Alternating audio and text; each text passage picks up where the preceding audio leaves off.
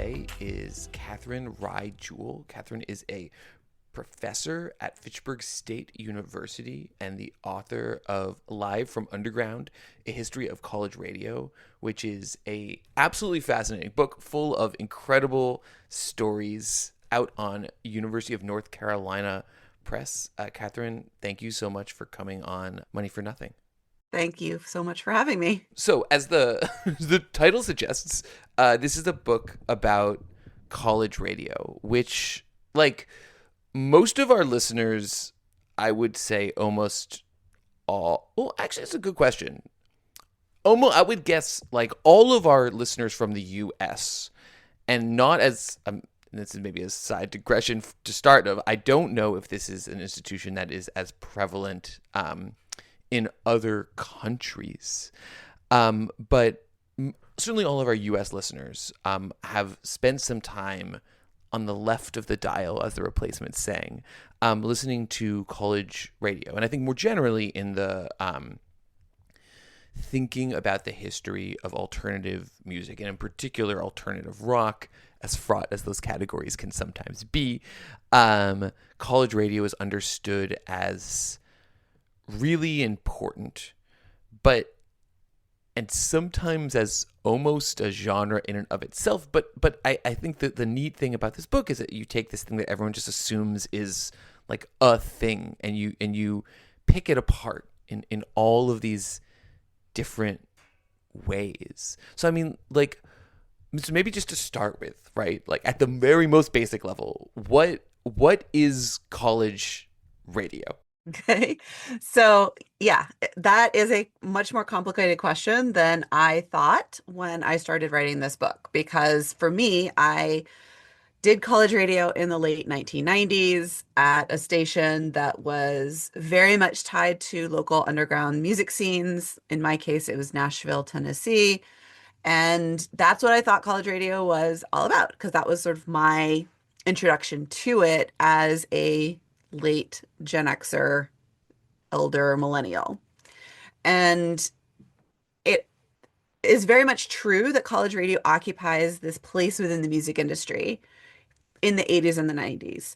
But what I discovered when I started doing this research is that college radio has historically been many different things. And so really the umbrella that sits underneath is this thing of educational radio, which encompasses things like National Public Radio, public radio, public broadcasting. It's linked to public television as a sort of funded media, either from nonprofit institutions or the federal government, that airs things that you otherwise wouldn't make commercial radio stations money. So anything that, might not necessarily draw in a large demographic swath that justifies advertising income. So from a business perspective and an institutional perspective, that is kind of where college radio fits. But what I discovered is that rather than there just being stations that like do one thing over here and one thing over here, instead these stations are actually these kind of battlegrounds over kind of what democratic media should look like, what educational media should look like. And so there's lots of people kind of fighting each other for what college radio is or should be. And then, like, kind of in the way that these complicated media structures develop, in this weird way, like that fight in and of itself becomes a thing that then gets like, without like using German words, but like becomes increasingly thingy, right? It becomes like kind of like that those tensions, it seems like, become like crystallized and then become an institution, a contradictory institution, but a very real institution that people, when they go to college, imagine that they can participate in as a stable entity that then kind of changes, but then kind of goes out and does stuff in the world of music, it seems like. Yes. Yeah. I mean, so, when I was at WRVU was my station in Nashville, 91.1, and it was very much opposed to, I think it was KDF was like the big commercial alternative rock station in Nashville. And, is very antagonistic, the sense that we were engaged in this kind of musical project that was very much counter to what corporate industry, media and music industry was trying to shove down our throats and like, take Yeah. our authenticity and sell it back to us. And we were actually really authentic. But like when you take a step back, like, okay, we are at a pretty elite university in an urban, metropolitan center. This is Vanderbilt University, not exactly an institution that's like, powder to the people, bastion of the underground. Um, so we're like alternative and, subaltern within the structure of Vanderbilt. So, how much of that conception of ourselves was about feeling outsiders at Vanderbilt, and Mm. how much of it was actually, doing this kind of alternative media project. So you get very bound up in these kind of like senses of self and coming of age and like, needing to like find your voice, which is kind of, that's kind of the project of liberal arts education in general. It's just we were extending that quest kind of to radio. Right. And then, unlike somewhat dissident bourgeoisie revolutionary, like long standing, not just trope, right? Like long standing subject position in Western societies since the 18th century, right? And not one without real impact, right? Like some of those students Yes. really leave their mark. And Mhm. so what's interesting is also is it's not that because you're broadcasting radio, then there is this fascinating second step where it's not just the underground club on campus, it's the underground club on campus that then produces something that reaches the broader communities beyond the campus walls. I don't know what Vanderbilt has actually, but beyond the limits of campus. And is often, I think, like one of the sometimes one of the most visible contributions of a university community to the communities that surround it, right? Partially by dint of its discoverability. Mhm. Um, Yeah, absolutely. I mean, so, Vanderbilt, let's keep going with the Vanderbilt example, is a private university. We call it the Vandy bubble on West End Avenue, that there is this sense that Vanderbilt sort of exists outside of the urban environment that it is situated within. Um, but these signals, and there are signals that exist on public space, right? The airwaves belong to the people. This is public property. And so even, this kind of cloistered, kind of private institution that has all these rules about access meets the public on the airwaves. And it is sort of, right. if you look nationally, it is one of the most ubiquitous ways that universities meet their public. And so it raises this bigger question, though, of like, that I certainly was not asking what, in 1999 as an undergraduate, when, and I'm very like, against sort of the dominant culture of the university and, challenging it in all of these ways. But I never stopped to consider, well, why is it that Vanderbilt supports me doing this in their name on the public airwaves? All right. And it goes back to the origins of these signals on FM as student activities in the 60s and 70s, when administration sort of bought into this idea that students should have some sort of autonomy, that they should be able to entertain themselves, that there should be this campus life, and that they should have some control over what that looks like. And what that meant, though, is that students started developing all of these conceptions of what bringing that educational experience to the public should look like. And one of them is through musical discovery. Right, right. No, and I think generally, I mean, one of the fascinating things that you write about in this book is kind of using this as this really fascinating, complex test case for this broader question about like the roles of universities in American life. That this is a really powerful avenue into asking questions about those dynamics. Um, and yeah, it's not obvious, right? Like you said, the this is a way the university meets its publics, and the university, like I think that plural is very well put in that there's a lot of publics for a university. There's a public that is the parents. There's the public that's the students. There's the public that the community around it, and how those are stakeholders and the ways in which those are stakeholders isn't always necessarily fully clear. And then the role these universities play is Yeah. complicated. Yeah, and the universities themselves are transforming, and new students come in with different ideas about how they should function and how they should meet those publics and kind of what their broader like social, cultural, economic value is. And the thing Mhm. is that we think of college radio as this really kind of free form space where anything goes as long as the FCC doesn't get involved. Um, but Right.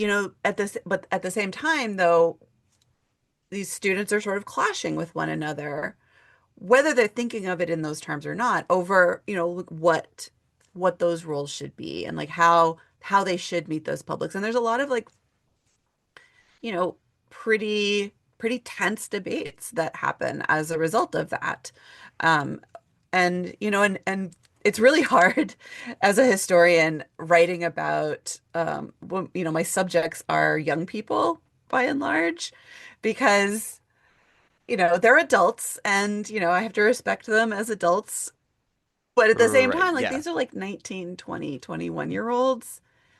And so they fight in very like heated, like emotional ways. And so like, I try very hard to like not necessarily choose sides, but also like really fully understand what, what was at stake in their minds. And I think that helps to reveal some of these bigger stakes for like what higher ed is or could be in these moments, because people are sort of pouring their hopes and dreams into these experiences, in ways that produce like really funny stories, but at the same time, like, are about these much deeper issues, and institutions and, regulations and Yeah. investments and that kind of thing. Okay. So thinking maybe a little bit more chronologically, um, you kind of talking maybe thinking with Vanderbilt as a continued example, right? So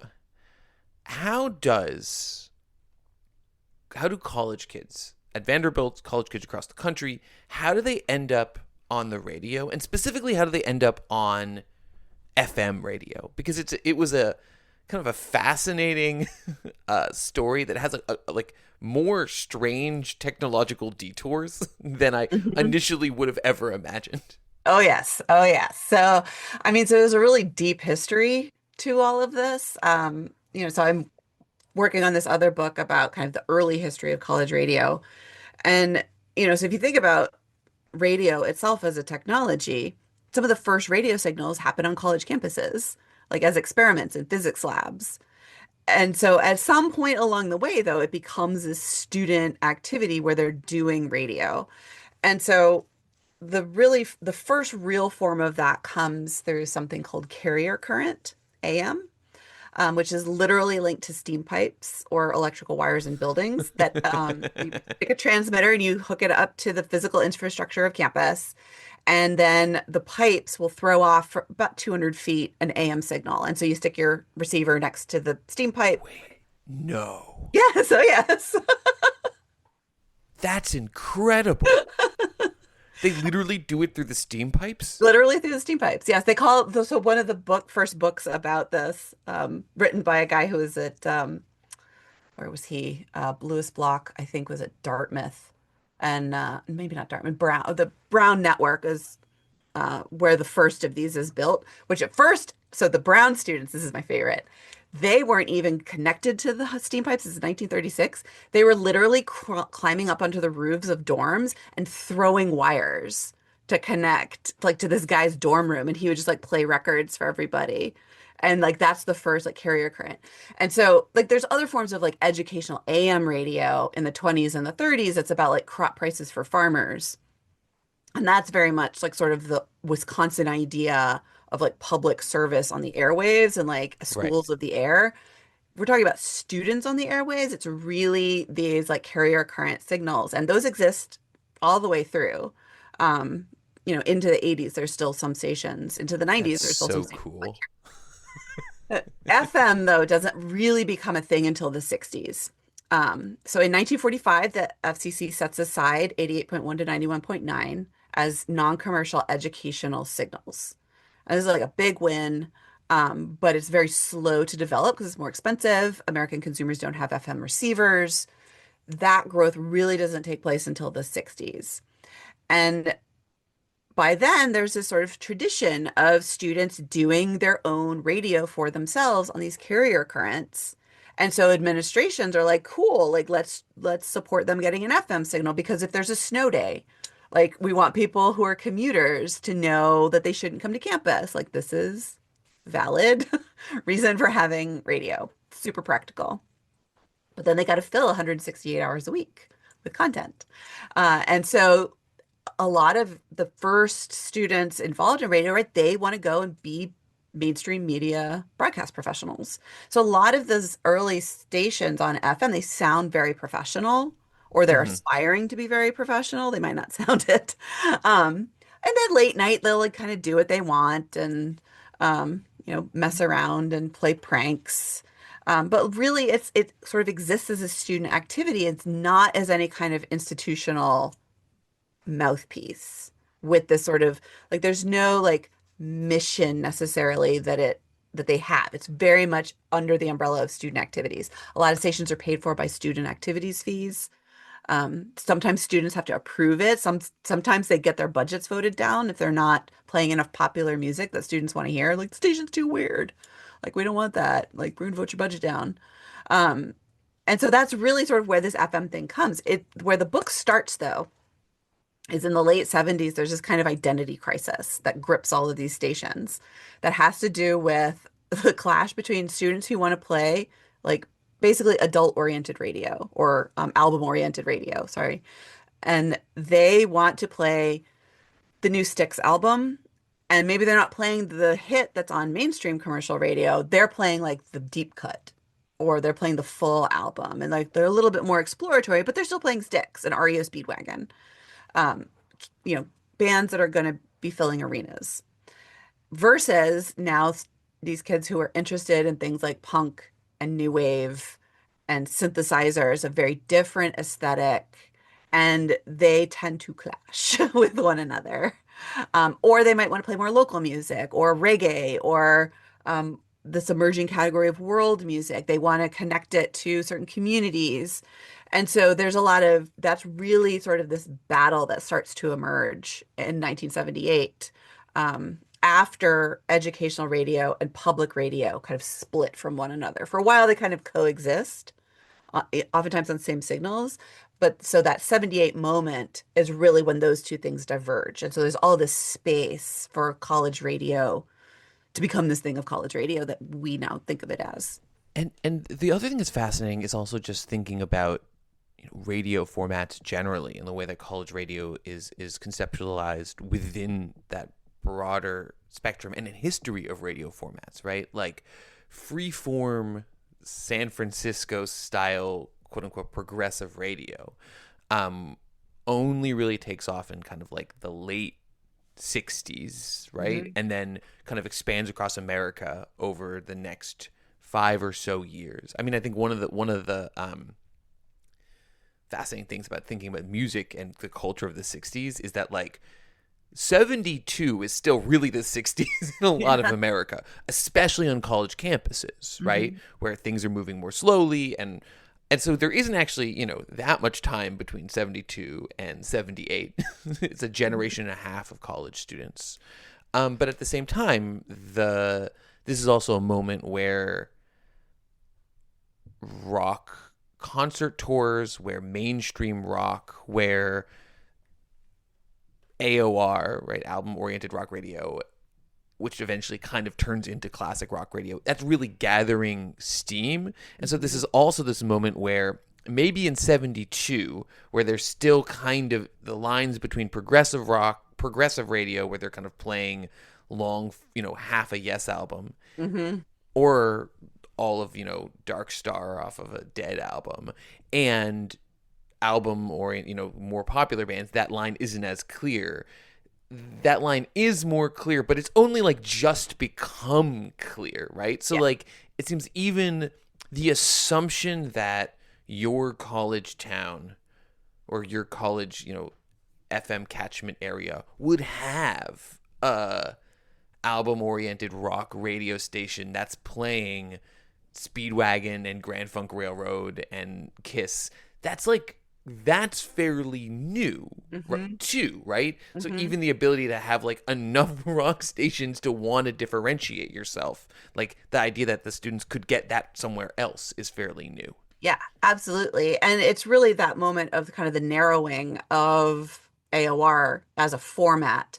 That in the 70s is sort of the story of kind of the birth of what we would think of as narrowcasting, where this type of listener listens to this type of station rather than everybody kind of tuning into a top 40 where Right. you have to listen to Hello Dolly before you get to the Beatles, right? It's that fragmentation of the media ecosystem is happening in the 1970s. And so, there's a cynical argument to be made that college radio is just another format, right? That it's just happens to be a run the block schedule and that it's, just got a different aesthetic and it's sort of the catch-all for all the stuff that doesn't get its own format, right? So that's where you can find jazz, that's where you can find classical, you can find folk music, you can find, the weird noise hour, you can find, name God your bless the weird noise hour, yeah,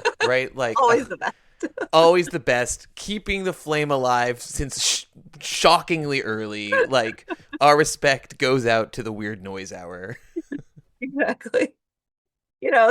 So college radio sort of is this like receptacle for all the stuff that like falls out of the formatting wars and like doesn't win. Um, and Right. but that it becomes sort of its own, it's sort of governed by these commercial logics governing radio broadly, even though it's non-commercial, non-profit, for this sort of educational function. And there's a certain element of truth to that because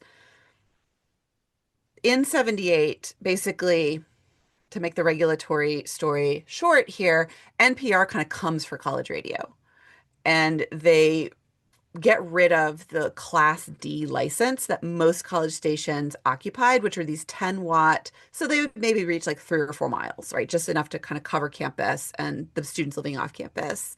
And the thing is that public broadcasters want to cover like a large range with their like high, edifying content from NPR that's in doing all this public service. And so if you're on 90.9 in Boston and out in Worcester, there's a little 10-watt on 90.9, right? It gets in the way of that broad service. And so they basically get rid of those signals. But, and this is sort of like the weird thing that happens, because universities saw this service as having value, not just for telling people about snow days, but because they were funded by student fees and were sort of this viable activity, they actually invest in a lot of signal upgrades and wattage upgrades so that these stations get powerful. And as that's happening, the students are saying, we're educational radio, which means we're not going to just play REO Speedwagon or sound like this commercial station down on the dial. We have to perform an educational function. And so they actually end up carving out this space to do this kind of weirder form of radio and defy those commercial logics, even as they're still like very much conversant and like want to contribute to that world. So there's all these kind of like shifting uh pieces going on. So you can't like, it'd be great to say that these stations are all these like alternative outposts, like challenging, the corporate music industry.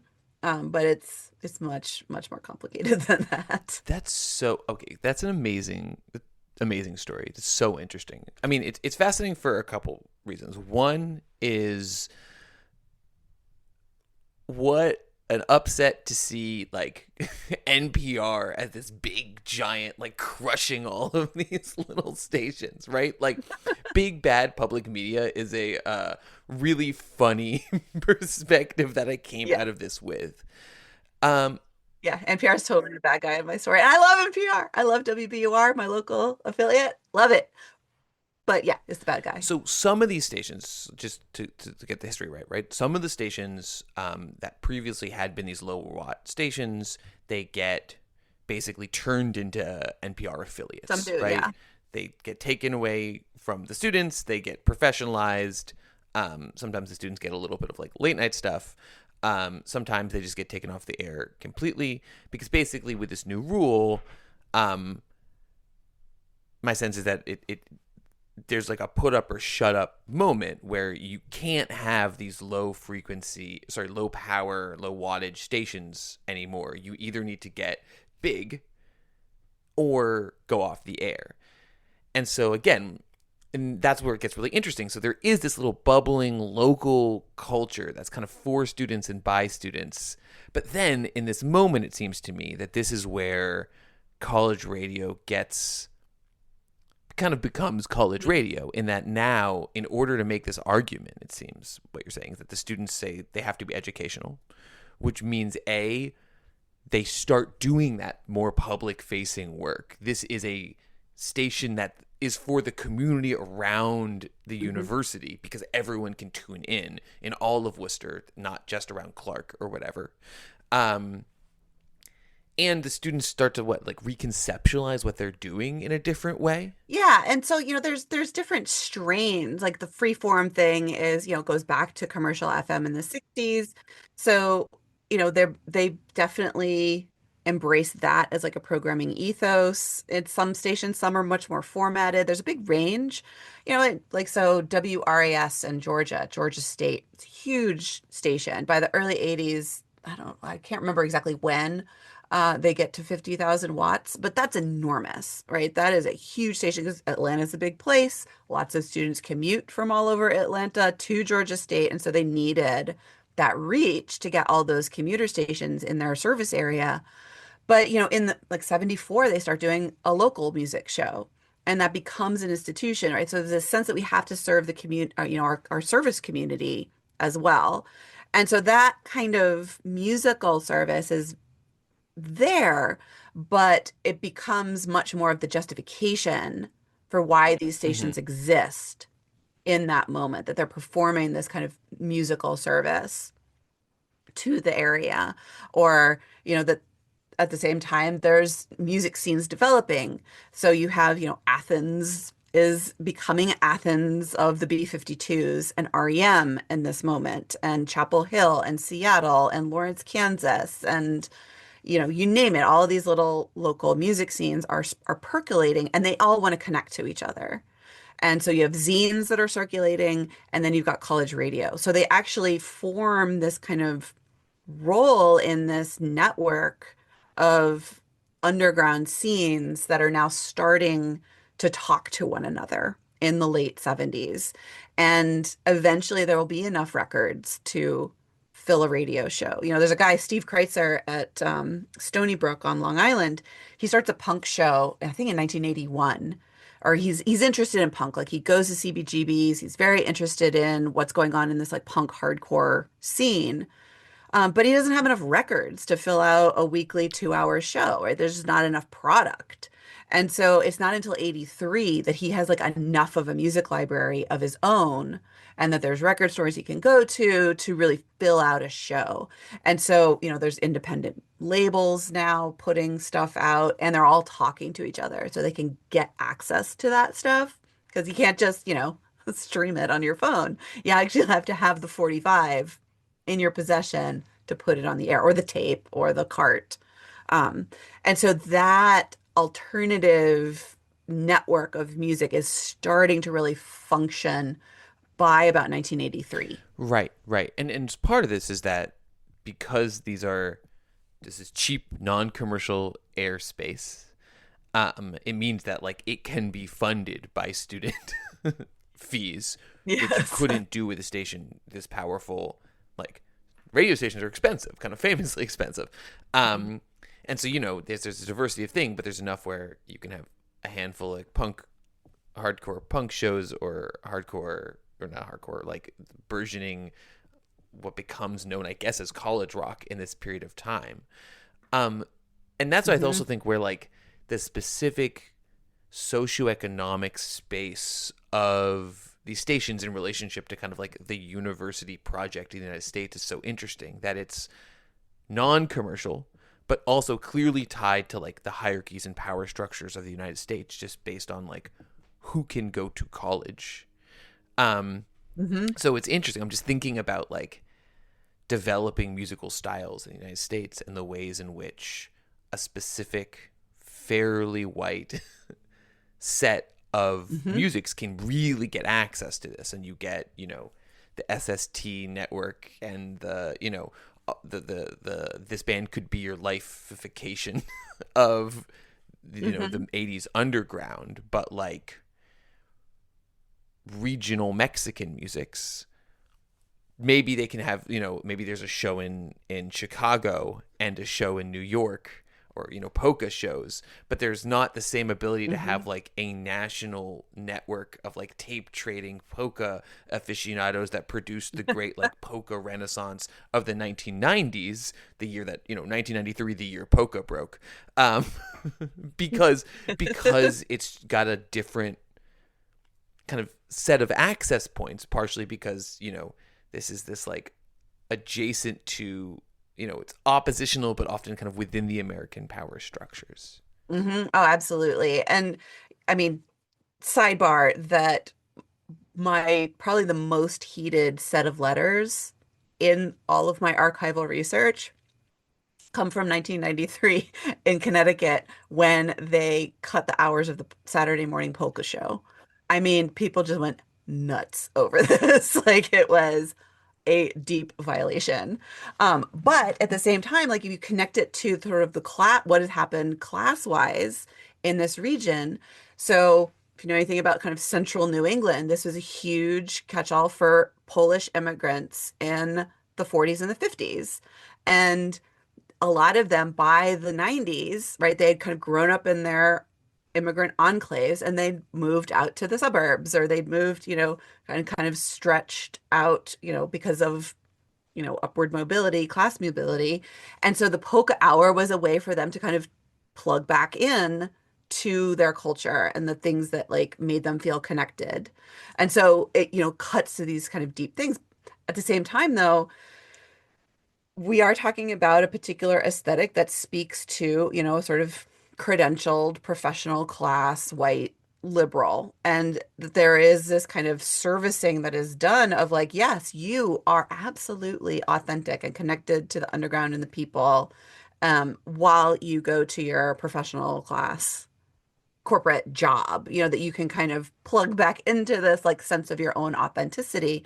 And what that does in our popular memory is, and this is one of the things I was trying to correct in this book, is that hip hop is right there Right, that was my next using college question. radio alongside all of this, but its relationship to college radio has very much been absented from the kind of popular image of college radio and like what it becomes as an aesthetic, or as so if you listen to on Sirius XM, they have a Sirius XMU station, and it's very much like breathy, soft, like indie rock, indie pop, you know, Nothing against the Cocteau Twins, but nothing, but it's erasing all of these other things that college radio has been. And hip hop was absolutely using college radio in the same way. It's just the students promoting it oftentimes are white. And they're sort of like on these sort of like cultural exploratory journeys into, ooh, this world of hip hop. Like, let me go. And they're very genuine, right? I'm not knocking any of them for their interest in hip hop, but there is this sort of like power structure, that is, related to race and class in higher education, where the black students seeking out college radio a lot of times are doing so out of very different motivations.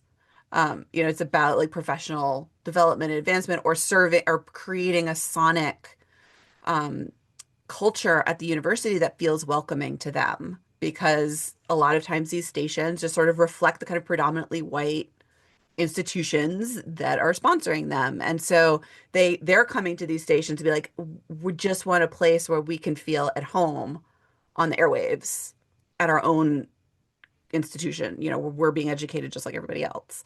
So there's a lot that these kind of clashing motivations are about, who gets access to these spaces and who gets represented are still very much present. We think about that as being like a Black campus movement, late 60s story, but it absolutely continues throughout these years. Right. No, that makes a lot of sense. And I mean, it makes sense that rap is using these same networks of college radio. I mean, there is, I think, by the mid 90s, late 90s, kind of the,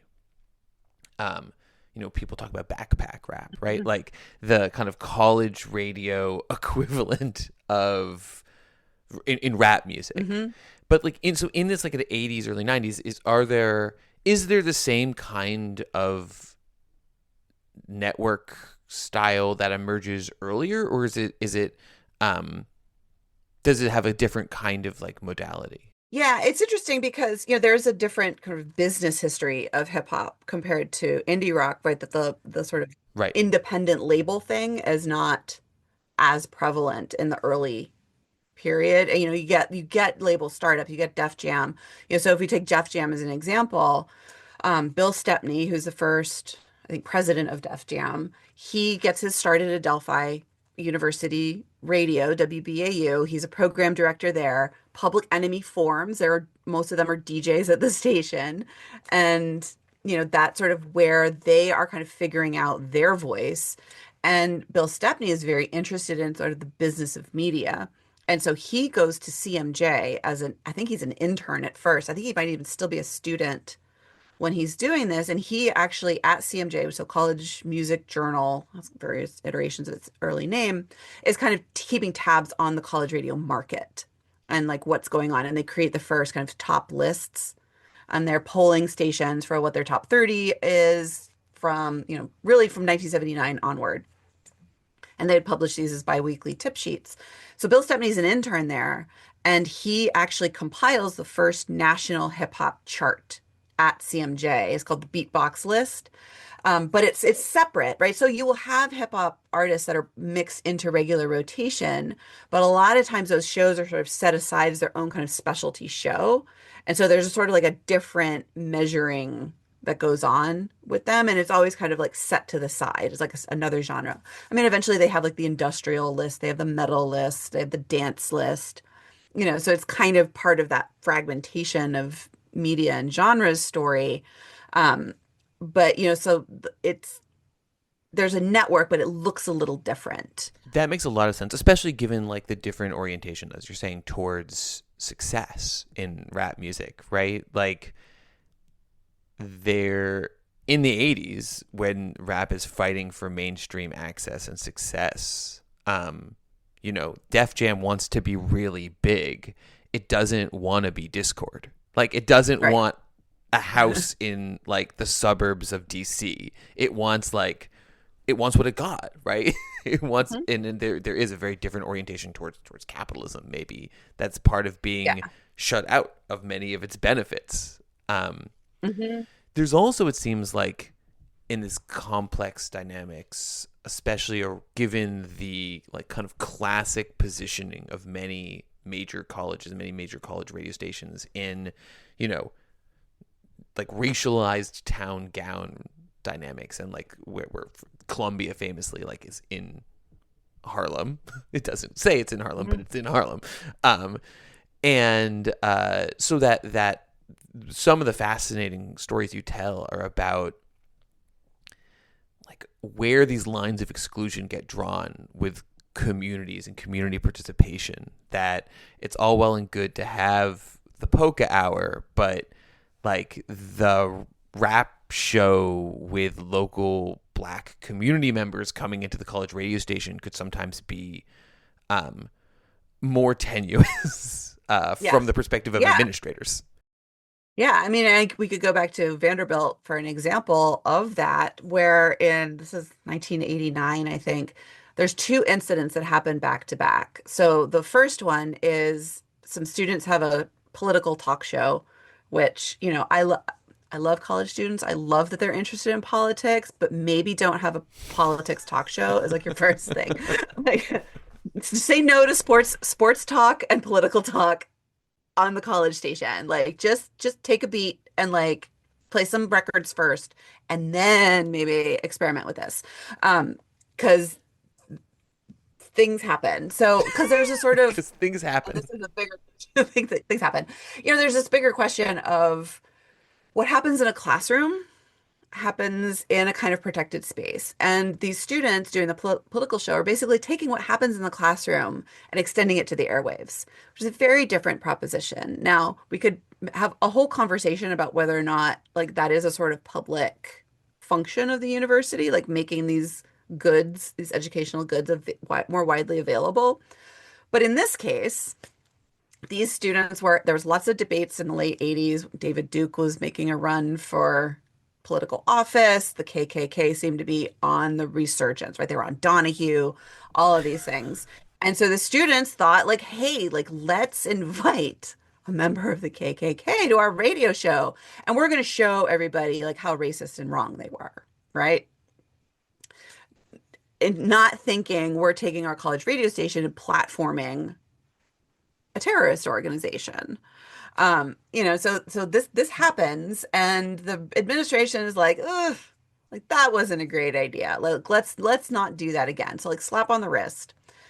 The next year, the rap show is having like a Saturday night show, and there's like a few members of the community who are in there, and some high schoolers basically somehow get a hold of the mic, and like they have some kind of altercation. Something happens. A four-letter word supposedly went out. Vanderbilt administration shuts down the radio station for 3 months to like investigate it, like what's going on. Like, so you could say, like, okay, like there'd been a series of incidents, and maybe now all of a sudden this was the breaking point where it was time to do something. Or you could look at it as this thing over here is allowed and sort of accommodated, and this other thing is just, the thing that breaks and requires intervention. So there's these moments where like these lines get drawn, and like it's not necessarily that there's like a pattern that you could necessarily determine at a singular station, but when you look across the entire nation, you start to see these dynamics present themselves in clear patterns. And it seemed like there's also this starting in the 80s a real concern about kind of propriety on the airwaves, that there's a sense that in a increasingly partisan, increasingly hungry for controversy media environment, that like college kids go on air, do bad thing is like a story with real political teeth in the 70s, and Mhm. that in the 80s in a way that maybe it wasn't in the 70s, and like university administrators want nothing to do with it in the 80s and even less to do with it in the 90s, when for many of these schools, like economically times are a little tougher. Yeah. Yeah. I mean, so the big case in the 70s is WXPN at University of Pennsylvania. Sort of a precursor to all of this. They're the only radio station that I have seen in the college space to get their license revoked because of obscenity, purportedly because of obscenity. And that happens in 75, 76. Is this long drawn out thing. But really, the issue at that moment was less the obscenity and more that the university was not taking the station and turning it into a public Mm. broadcaster. That's what the FCC wanted in that moment. In the late 80s, it's all about the cultural politics of that moment, the post PMRC moment of Tipper Gore and, the parental labeling. And it's all sort of couched in, sort of protecting of youth and empowering consumers to make decisions. And so there's a different series of rulings about indecency that happen. There's four stations that get in trouble in 1987. Howard Stern is one of them. a Pacifica station is another, and Santa Barbara's station are all kind of implicated in this moment, and it creates this chilling effect, right? So it's not the necessarily that the FCC ups its scrutiny on station, right? It's not like when you do college radio, you always have this vision of like the FCC guy like driving around in their car, like listening for an F-bomb in your. So that's not actually how it works. But it sort of creates this sense that like somebody's listening. You will get in trouble if you stray into discussing bodily functions, which, that was always one of the things to just get away from: sexual, excretory functions, and then the quote unquote seven dirty words, which is not actually you know, yeah. But it was this chilling effect that kind of comes over college radio because there's so much scrutiny in general on what young people are doing and that they need protection. But it comes through all of these kind of consumerist kind of pressures and enforcement mechanisms. So maybe just kind of start wrapping up a little bit. I mean, so one of the things we haven't talked that much about is kind of like the classic college radio moment, which is its role in kind of not just supporting this set of scenes in the 80s, but kind of in doing so helping to solidify kind of a very distinctive sound, like commercial, but also not commercial, appealing, but not too appealing, successful enough to get on all the college radio stations so that you could tour and make a living, but not so successful that you ended up on a mainstream label that really like sets in many ways the scenes for grunge and the alternative rock explosion, the mainstream grunge and alternative rock explosion of the 90s. Mm-hmm. So I'm wondering, if you could just talk about what you see as college radio's role in that, and then how it reacted to this I guess widespread belief that it was the farm team for the majors. Yes. I mean, so there's like a double-edged sword to it, right? Because on the one hand, that market function is sort of the farm team serves a protective role in allowing these stations to kind of exist in all of their weirdness and to play all of this stuff that is not, not no commercial potential is the name of several shows. Boston College has one, and they're never going to quite make it, but you like them. It's great, and it's sort of you get a lot of maybe cultural capital within a certain. Buffalo Tom fans, we get it. Yeah, it's fine. It's a thing. But it's also, yeah, kind of has this sort of exploitive quality to it.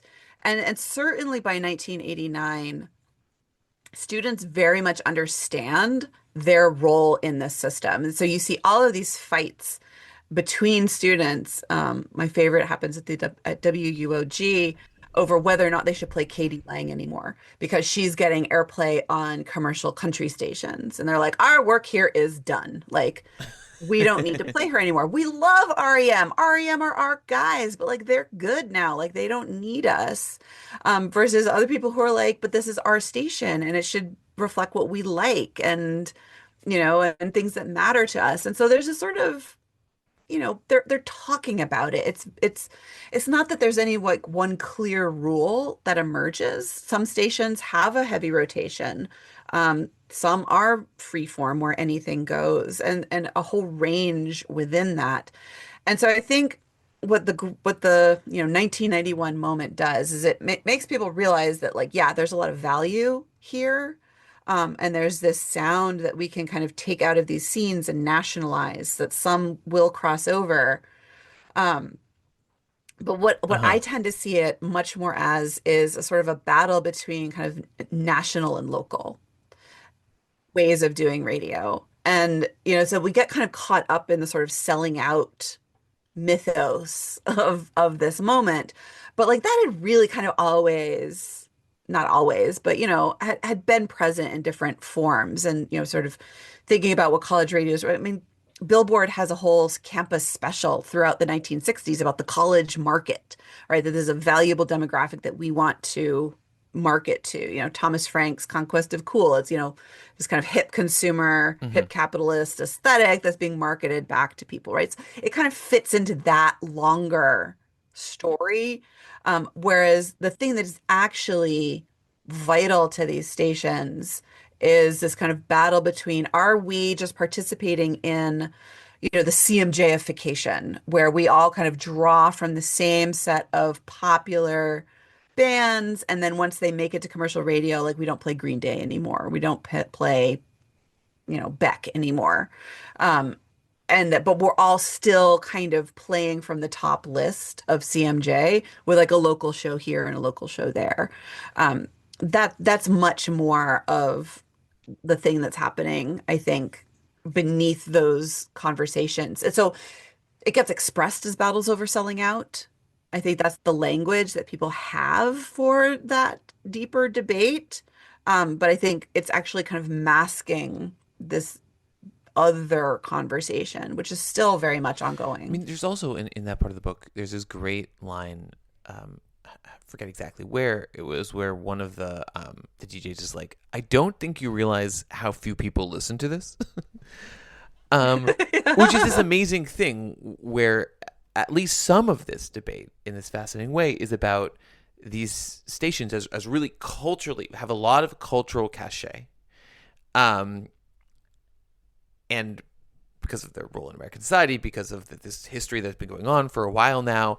And so, like, that might actually be disproportionate to their commercial influence. That, like, at least some of this Mhm. might be like this fascinating low information environment. I mean, it reminded me a little bit talking about Sellout. Dan Ozzie has this nice book, Sellout, from a couple years ago. And my big takeaway from that was Mhm. this weird thing of, instead of thinking about like A&R major label peoples as these like rapacious masterminds, actually a lot of them are like just super big music fans that have no good idea of what's going to sell and are like at the drive-in definitely gonna sell millions of records. And it's like, no, at the drive-in was never No, gonna they're really sell not. millions of records.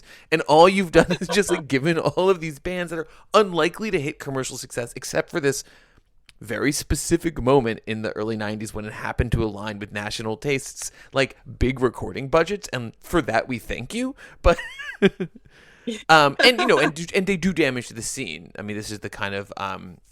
Steve Albini argument that, like, in the potential for selling out, actually it undercuts these like fairly stable economics of the 80s and early 90s underground. But there is a Yes. sense of like there's a kind of ironic version of this, which is maybe like no one's there's some people listening, but their commercial predictive power is lower, but they are predictive of what A&R people who were college radio DJs 5 years earlier will also like and sign. Yeah, absolutely. Like you can hear the Dinosaur Jr. fan, right? In the A&R people selecting out the Right. drive-in, right? Um, yeah, and I mean I think we tend not to want to accept that these college radio stations are really part of this larger kind of culture industry story. And that there's this, sense, I think, this kind of declension narrative, that on the one hand, like has some merit, like that college radio absolutely supported like this middle ground of artists who, you know, weren't necessarily going to sell out Mhm. stadiums, but, they could live on their art. Lou Barlow makes a good living on his stuff. Like he doesn't live in a mansion in Western Mass, but like he's doing fine. And the college radio kind of allowed that to happen and to let these music scenes Right. exist economically, because they could support this alternative touring network. And that because there's so many players in the game now, because we have so many vehicles of musical discovery, and because those industry logics are so powerful, that we're back in a 70s superstar era. That we have to remember, the 70s, there Right. wasn't that local infrastructure, that it was a very bifurcated industry of a few superstars that could sell out stadiums. after the late 60s when you could have a functioning touring circuit that would fill arenas on college campuses. They all kind of graduate to the arenas, which creates a haves and have-nots kind of structure in the music industry. That is corrected in the 80s and the 90s. But now we're kind of back to that because of the way that streaming Minus the fact works. that you can no longer get a gig as a bar band. Right. Yeah. I mean, it's not to say that there's not. I mean, there's plenty of tours that happen and, lots of musicians are making a go of it. Um, but, the economics have changed for sure. So, maybe as a final question, like you end this book on this kind of hopeful note of like maybe all is not lost for college radio. And it does seem that not only is all not lost, that like the very current generation of students, maybe even students who've, and given how long all academic books take, like students who've entered and left college in the process of doing this extraordinary body of research, are like really into college radio again. I mean, I live in Maine, and the University of Maine has a very active college radio station, which, if you go to their website, lists all the things that you talk about in this book as this distinctive college radio culture. We're a community-oriented, educational, public service that serves to like play lesser known bands and give them a chance at reaching the ears of like the UMaine but also adjacent community. And they play, as one studio says, everything from rock to ska, which and so it seems like, in this moment of kind of concern about renting, a concern about renting all IP and media and an interest in physical media of various kinds, it does seem like college radio is kind of having a little bit of a moment again. I'm wondering if you could just like kind of what you Yeah. think about that, given this history that you lay out. Yeah, I know. I absolutely do think. And so so this book has been out for 2 years now. And when I was first kind of doing the rounds on this, my argument was college radio has been all of these many different things. We just need to provide college students with the space and the time and the resources to figure out what the next thing of college radio is going to be. My students have to work a lot. They have a lot more pressure on their time. They have this pressure to have ROI on their education in ways that, we didn't in the 90s or earlier because of the way the costs have increased. And so, if we could just find that space, it will present itself. It seems now, 2 years later, that rationale is starting to cohere into a national narrative of a sort of revolt against the robots and the algorithms, and that young people feel that need for connection. And so it's getting us back to that community kind of mindedness that exists within these types of stations. And so, maybe that will be the thing that kind of presents itself at the forefront. Well, Catherine, thank you so much for taking the time to talk to us. It's an amazing book. I'm very excited for the not next volume, but like the kind of like Star Wars-esque prequel. I'm really interested in what college radio is like in the 50s. I wonder if William Burroughs will reappear. Oh, awesome. Thank you so much. That was great. Yeah, to be continued. Yeah, no, I really appreciated the conversation. It was really fun.